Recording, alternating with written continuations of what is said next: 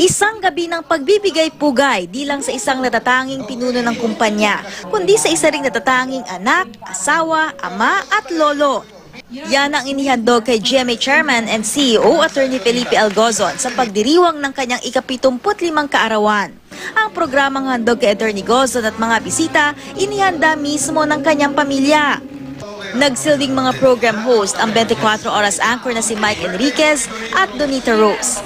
Lalo pang naging espesyal ang gabi sa mga awiting handog ni na Regine Velasquez, Lani Misalucha, Dulce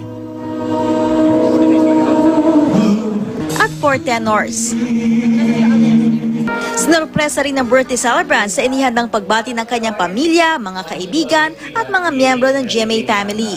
Dumalo sa pagdiriwang ang ilang opisyal ng gobyerno, kabilang sina Senate President Franklin Drilon, House Speaker Sonny Belmonte, Senator Miriam Defensor Santiago, Senator Tito Soto, Senator Cynthia Villar, dating Senador Edgardo Angara at ilang mga miyembro ng gabinete.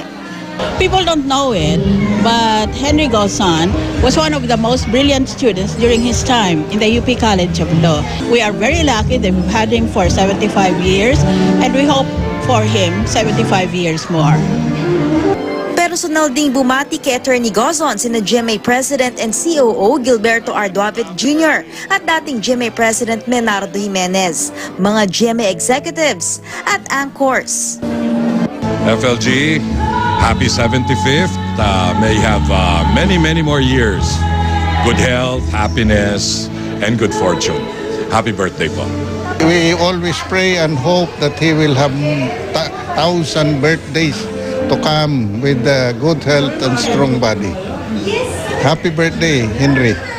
Nakiisa rin sa pagdiriwang ang ilang legal luminaries, kabilang sina dating Chief Justices Reynato Puno at Artemio Panganiban. Naroon din ang mga miyembro ng business sector, kabilang si San Miguel Corporation President Ramon Ang. Happy birthday, Boss Henry.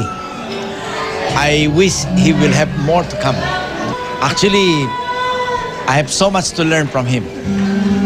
Sa kanyang mensahe, ipinagpasalamat ni Attorney Gozon na di naging malawak ang pinsala ng Bagyong Ruby.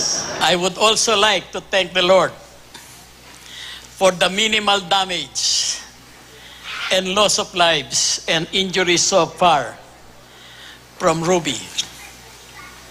Our government also deserves thanks for the preparation and measures they effectively took. Kasabay na kanyang 75th birthday ang paglulunsad ng autobiography ng GMA Chairman. Ikinuwento ni Attorney Gozon sa libro ang kanyang buhay mula sa kanyang masayang kabataan, sa kwento ng kanyang pamilya, buhay bilang abogado at pinuno ng GMA. Ang kanyang buhay ay kwento ng tagumpay sa pamamagitan ng pagsisikap at pananampalataya sa Diyos. I thought siguro mas magandang gumawa ko ng autobiography para yung aking mga apo diretso nila malaman yung aking istorya kesa sa sabi lang ng mga parents nila. Tsaka marami akong pinagdaanan marami. Some of them hindi ordinaryo. Tsaka siguro may mapupulot ang magbabasa. Sa mga nais makasulyap sa buhay ng GMA Chairman, mabibili sa mga sangay ng National Bookstore ang kanyang autobiography. Lay Alves, GMA News.